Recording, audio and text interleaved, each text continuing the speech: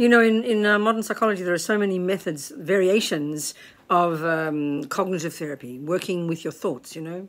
In other words, because of faulty thinking or learned behavior, as a result of this, we learn, you know, we have problems. So this is exactly, and I mean exactly, the Buddhist approach. Maybe it's framed differently because it's an ancient language, and it's certainly framed in a way that, you know, where the Buddha describes we've got these neurotic, delusional kind of conceptual thoughts and the valid, reasonable ones. And sometimes, and it's quite a clear division. You could almost argue that they're so-called, the way they talk is that they're non-virtuous or deluded or negative, and then there are the positive, virtuous, reasonable ones.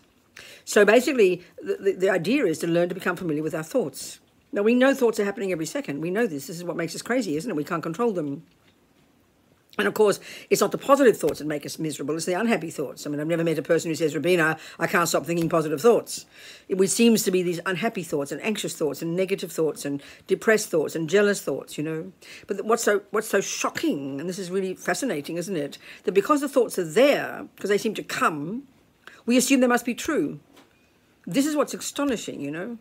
I mean, another way they talk, neuroscientists talk about, you know, what is it they say, developing new pathways in your brain. It's another way of putting it, But we need to become familiar with our thoughts, then learn to be able to analyze them and look at them very clearly. But the tragedy is, because they arise, and they arise very quickly, and they arise very fast, and they're raging on, we assume they must be true, and we can't kind of catch them in time, you know. So it really demands a lot of work.